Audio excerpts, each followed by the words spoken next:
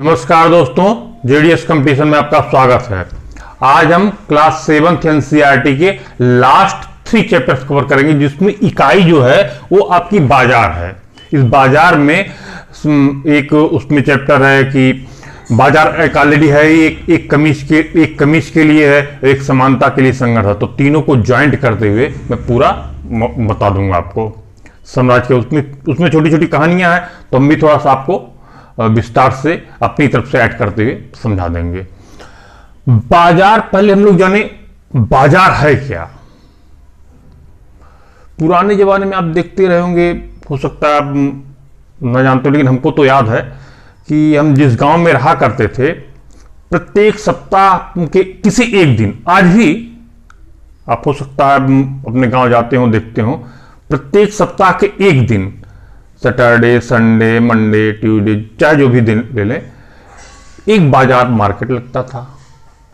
और वहां के लोकल जितने भी लोगों के पास जो भी अपना प्रोडक्शन होता था, वो लाके उस मार्केट में अपना देते थे। और उस मार्केट से अपना लोग जो भी खरीदार लोग हैं खरीदते थे। एक छोटा सा मैंने आपको एग्जाम्पल दिया, और इसी को एक वास्ट एग्जाम्पल में अगर आप कन्वर्ट कर लें तो पूरा मार्केट ही मार्केट है। अब एक एग्जाम्पल और लेते हैं। इस बाजार में सबसे ज्यादा फायदा किसको होता है। एक कमीज के लिए यहां पर आया, स्टोरी थी उसमें। तो जैसे कपास उत्पादन किसान करता है, ठीक। अब वो कपास फिर खेतों से निकाला, तोड़ा, रुई बनाया, तैयार किया, फिर गट्ठल बनाया, बोरे में भर के फिर गया फैक्ट्री में दिया। फैक्ट्री में उसको अपग्रेडेशन उसका हुआ, फिर फैक्ट्री से बड़ी फैक्ट्री में चली गई जहाँ पे वो कमीज बनती है। जब कमीज बनने चली गई तो वहाँ पे बड़े बड़े मैकेनिक लगे हुए हैं, बुनकर लगे हुए हैं, वो बुन के अपना वो कमीज तैयार कर दिए। अब वो जो छोटी सी रुई थी, वो किसान के खेत में उपज उसका हुआ था, उस कमीज का वहां तक पहुंचते पहुंचते वैल्यू 300-400 गुना बढ़ चुका था। लेकिन क्या ये 300-400 गुना का प्रॉफिट उस किसान को हुआ? नहीं हुआ। यही है मार्केट जब हम उस रुई को लेके जाते हैं, जितना बेहतर करते चले जाते हैं, हर स्टेप पे लाभ मिलता चला जाता है। और वो जब कमी वान हुसैन, एलन सोली और पता नहीं कौन कौन ब्रांड, दुनिया भर के ब्रांड, उसके द्वारा वो तैयार हो गई, एक कमीज बन के तैयार हो गया। अब जो उसमें काम करने वाले लोग हैं, बुनकर लोग हैं, वो भी उतना प्रॉफिट नहीं पा सके, वो तो सैलरी पे है, डिपेंड है। लेकिन जो कंपनी उस शर्ट को तैयार कर रही है, वो सबसे ज्यादा लाभ में वो है। यहां पर ये है मार्केट का एक एग्जाम्पल मैंने आपको बताया है कि एक एग्जाम्पल से आप सोच सकते हैं कि ये मार्केट में सबसे ज्यादा लाभ किसको हो रहा है। किसान को लाभ नहीं। आप लेटेस्ट एग्जांपल आप ले लें, आलू और प्याज के दाम बहुत बढ़े हुए हैं। प्याज के दाम 65-70 रुपए जा चुके हैं। तो क्या ये 65-70 रुपए जो किसान प्रोडक्शन कर रहा है, क्या उसकी जेब में जा रहा है? बिल्कुल नहीं, उसकी जेब में नहीं जा रहा है। उसको तो जितना मिलना, उससे 1-2 रुपए ज्यादा ही खाली मिल रहा है, जितना हमेशा मिलता था। जो मीडिएटर यहां पर हैं, ये मीडिएटर ज्यादा पैसा कमा रहे हैं।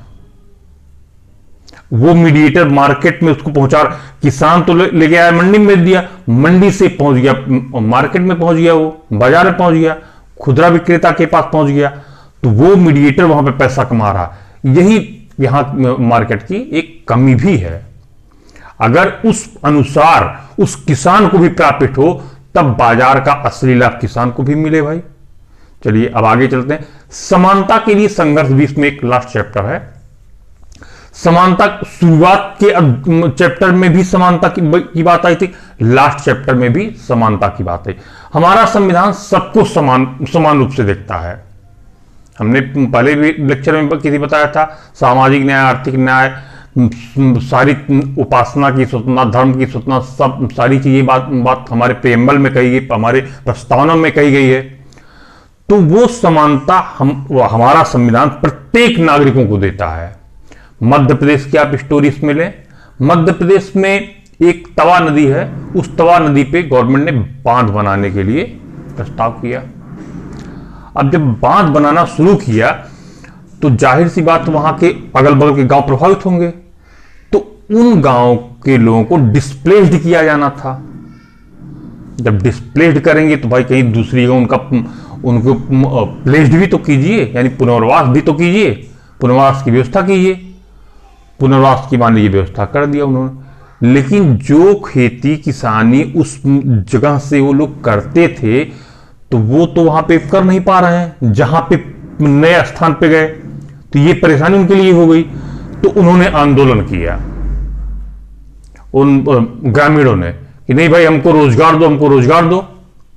अब मछुआरों ने भी को उसमें ज्यादातर मछुआरे वर्ग के ही लोग थे, उन्होंने भी आंदोलन किया कि भाई हमको मछली पकड़ने की ही अनुमति दे दो उस जो आपने डैम बनाया है। तो बड़ा बहुत धरना प्रदर्शन हुआ, तो सरकार इस पर झुकी। ये समानता की बात यहां पे आ रही है, सरकार यहां पे झुकी, कहा नहीं भाई इनको 5 साल के लिए लीज पर जितने बांध के अंदर जो भी डैम के अंदर स्टोर वाटर है वहां पर मछली पकड़ने की अनुमति दिए, ताकि इनके रोजगार की भी पर्याप्त व्यवस्था हो सके, कुछ जी खा तो सके। हमने तो पहले ही इनको डिस्प्लेस किया है, हालांकि वो राष्ट्रहित में ही किया है, डैम बनाया है, इलेक्ट्रिक प्रोडक्शन होगा, इन्हीं का लाभ होगा, लेकिन फिर भी हमारी ये जिम्मेदारी, सरकार की ये जिम्मेदारी है कि उनके पास रोजगार नहीं है, उस जहां पर वो थे वहां से डिस्प्लेस्ड हुए हैं, तो रोजगार की समस्या आई तो उनको मछली पकड़ने की अनुमति दी है। मछली पकड़ने की अनुमति दे दी गई उनको, अब वो मछली पकड़ के वहां पर जीवन यापन करने लगे। ये हुआ समानता के लिए।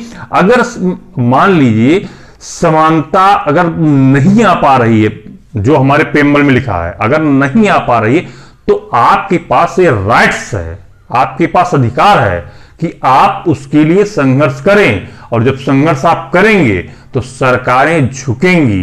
क्यों? क्योंकि वो सरकारें संविधान के अनुसार बाध्य हैं झुकने के लिए, अगर आपके हित में ही काम करेंगी वो सरकारें। अब आज ये आपका समान बाजार हुआ, एक कमीज के लिए हुआ और एक समानता के लिए संघर्ष हुआ। ये तीनों चैप्टर एक साथ हमने ज्वाइंट करके हमने यहां पे समझाने की कोशिश की, समझा दिया है। अब अगला हम जो सेक्शन शुरू करेंगे क्लास 8 एनसीईआरटी शुरू करेंगे, फिर नेक्स्ट वीडियो में फिर हम उसको आपके समक्ष प्रस्तुत करेंगे। और दोस्तों वीडियो को ज्यादा से ज्यादा संख्या में शेयर करें, लाइक करें, सब्सक्राइब करें, तभी हमारा मनोबल और बढ़ता। हालांकि आप लोगों का कोऑपरेशन मिलता रहा है, इसमें कोई संशय की बात नहीं, लेकिन थोड़ा स्लो चल रहा, हम जैसे फास्ट चल रहे हैं लगातार रेगुलर प्रतिबद्ध रूप से, आप भी चलते रहिए।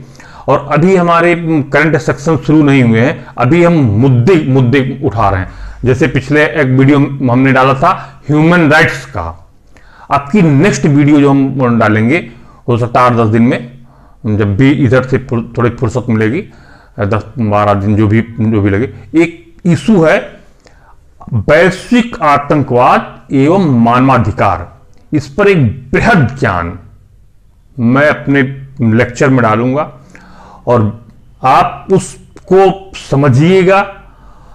टेररिज्म जो है पूरे वर्ल्ड में बहुत बढ़िया तरीके से समझ में आ जाएगा, लेकिन पहले भी एनसीईआरटी कुछ दिन और चलने दे। क्लास 8 की एनसीईआरटी है, अवेटेड है। बीच में त्यौहार भी आने वाला है, दीपावली त्यौहार भी आने वाला है, बीच में थोड़ा ब्रेक भी हो जाएगा। इस वजह से थोड़ा उसकी दीपावली के बाद से ही हम उस वीडियो को डाल सकेंगे, आपके समझ प्रस्तुत कर सकेंगे। नमस्कार, धन्यवाद।